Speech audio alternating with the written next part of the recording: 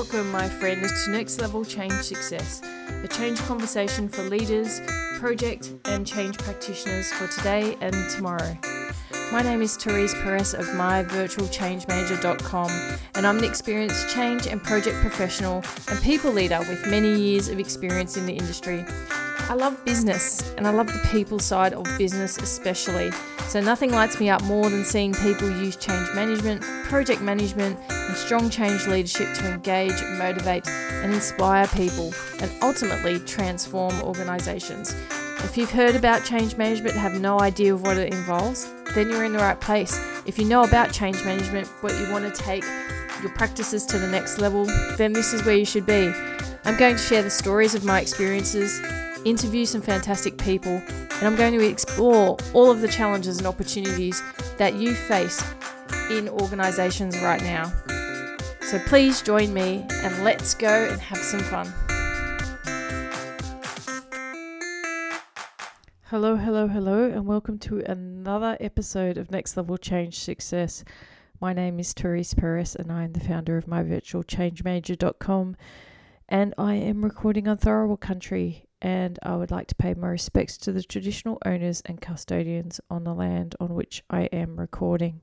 Well, not only would I like to welcome you to the episode, but also it's the last episode for 2024, bringing the year to a close, about to head on holidays with my family, which I am very much looking forward to, sitting on a beach, spending time playing, mucking around with my family, my friends, catching up with people, all of the great things that the festive break can bring and the holiday break can bring during December and January.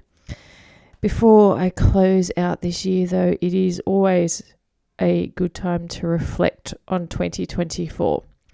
And I will also say a big thank you to you for listening to this podcast. If you've been listening fairly frequently, thank you very much. I'm glad that I can share some conversations, share some knowledge, and I'm hoping that it adds value to your world, most definitely. And that not only does it add value to your world, but also to the world of others. So, thank you.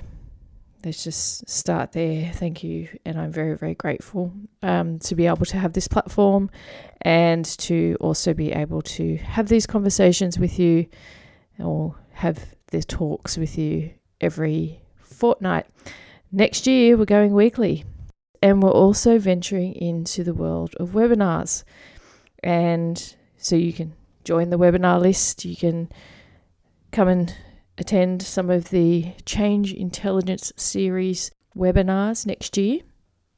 We have a lot going on, and I'm very, very much looking forward to 2025. But let's just pause, be present, and let's reflect on 2024. I have some questions for you. So if you've been working in the change space, if you've been leading change, let's just go through a couple of these questions and see how you're feeling about 2024. So have you had the opportunity to document lessons throughout 2024?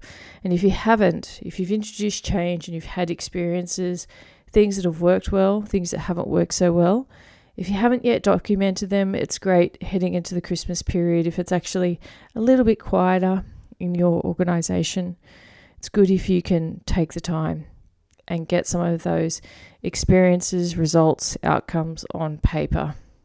Mainly because it will actually help form the thinking of either other change practitioners in your organisation, or help if you've got a PMO, project management office, to capture those in an enduring way.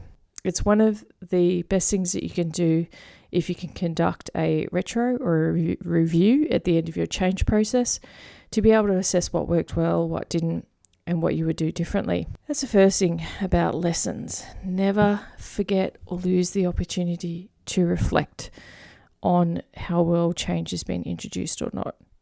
Second question is, how well planned are you for 2025? Or are you leaving that consciously till next year? One of the key things I find is that January is a great month in both hemispheres around being able to take advantage of people not necessarily being around, because this is a high peak period often for annual leave.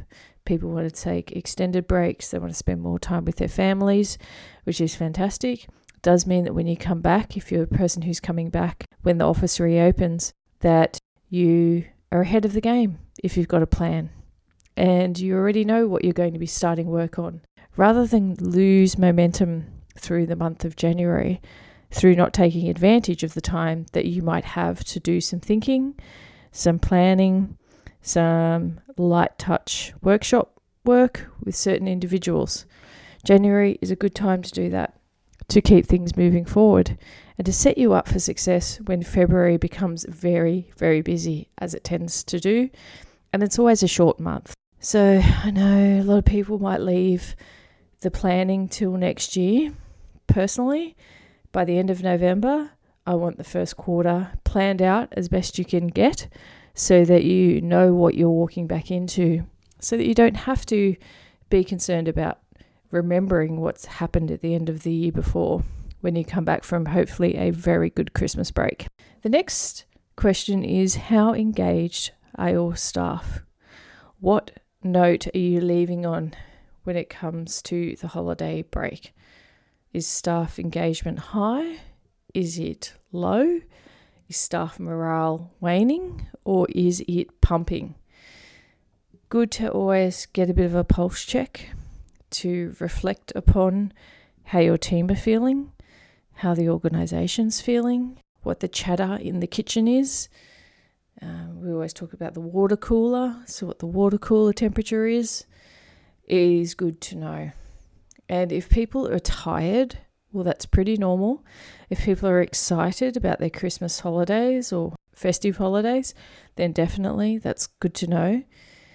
But if people are really, really just essentially fatigued and worn out, then that is also good to know. And it's a reflection point that you can have then the following year about whether, as you've introduced change and whether you've worked with people, how they're feeling at the end of next year. So not just this year, but being able to take a temperature check so that you can see from year to year how you're going in your changes of approach and how well change is being dealt with.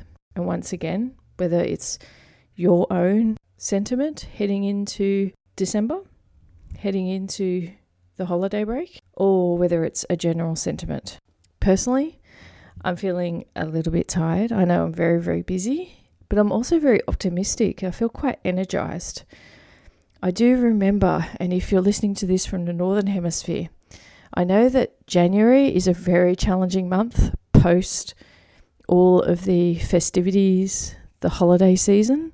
Some people also may find the holiday season quite challenging if they've experienced a loss during this time of year. So I think that's also important to talk about around the mental health of people through this time, and always just checking in to see if everyone's okay. Then I know in January I remember experiencing the somewhat depression that can happen because of the winter months. And so it is important to factor that in January, because there could be a lack of enthusiasm about things coming back from the holiday break. And if you already have things planned, if you're already ahead of the game on that, you can help break that a little bit for people. If you're bringing in some fun activities or some planning activities that you already pre-book so that everyone's ready and happy to participate in that. Also, when thinking about 2024, I'm wondering how your organisation is going in the economic climate that we're seeing globally. Times are tough, and that means that we're really looking at how organisations are looking to economically thrive in economies where the cost of living and inflation is high. And I know that has resulted in a lot of layoffs or a lot of efficiency focus across organisations. They also may be looking at tech again and more tech evolution so that they can realise further efficiencies. This is simply the age that we live in at the moment, and I think that makes things quite tough for people. heading into the Christmas break if they've been impacted by layoffs. And what I would say is how that process has been undertaken. You will feel the ripples of that through 2025, and whether there's a need to even more frequently look at efficiency gains into 2025 is going to depend on how your organisation has dealt with that this year. So a couple of things really to consider there. Change is absolutely still on the landscape for next year. Stability is being sought after, and it is a high commodity to look for stability. And next year there will be more conversation, we predict, around leadership pressure, leadership skill sets, the focus on AI and how AI can create efficiency in a lot of corporate service oriented functions, and organizations that are looking to progress. If they haven't yet invested through 2024, they're still going to be behind the eight ball in 2025. So the organizations who are at the forefront and who are really going to be excelling during this time and performing during this time are organizations who are strategically already investigating the potential of AI, who have the system architecture to be able to leverage it and not needing to invest a whole lot in the architecture of their organization to do that. And things such as Microsoft Copilot and what the Microsoft suite can offer into the future is going to be very fascinating. And therefore, as a result of more AI, it's not just about the concept of the Terminator and, machines replacing humans. It's actually about how organizations and staff and areas coexist and work with AI tools. It is the next evolution of tech in organizations, and those who are going to be ready for it are going to be looking at upskilling and ensuring that their people have tech-based skills to be able to leverage tools like this in AI.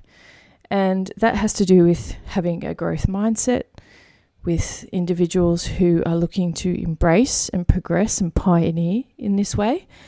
Those organizations and those departments who do step into that and put their hand up to really own that are going to really flourish in the next 10 years.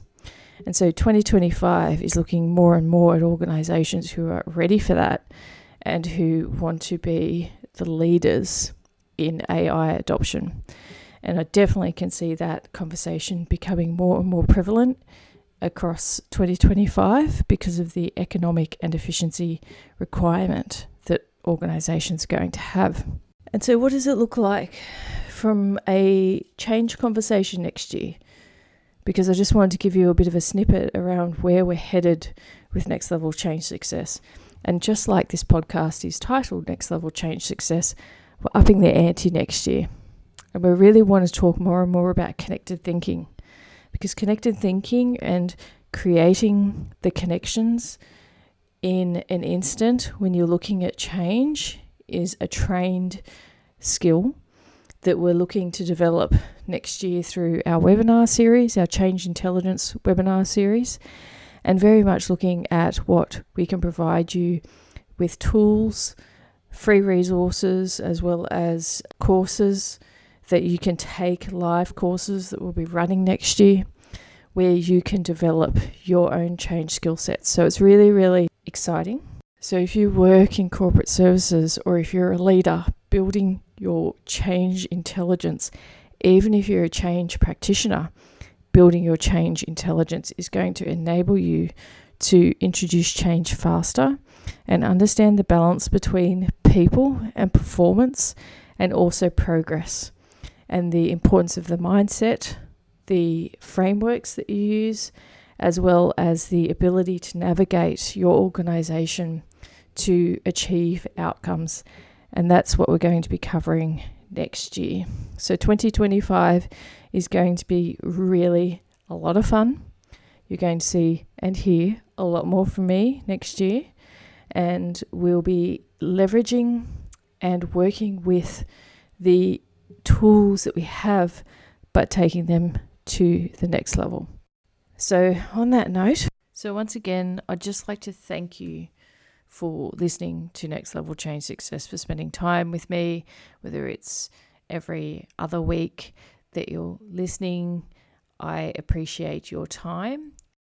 And talking of 2025 and the end of 2024, I would just like to wish you and your family the best festive holiday break that you can have, regardless of where you are in the world. If you're rugging up, if you're in the Northern Hemisphere, or if you're hitting the beach, if you're in the Southern Hemisphere, and just spending time with family, friends, and decompressing, being able to relax, unplug, and be able to be fresh when you come back for January.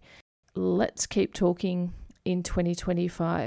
I'm signing off for 2024. I hope that you feel a sense of achievement ending this year. And come and join us at myvirtualchangemanager.com. Sign up to our newsletter to stay in touch and to be able to get information around our webinar series so that you can attend. We'll be launching that in 2025. I hope you have a wonderful day, and thank you again for listening.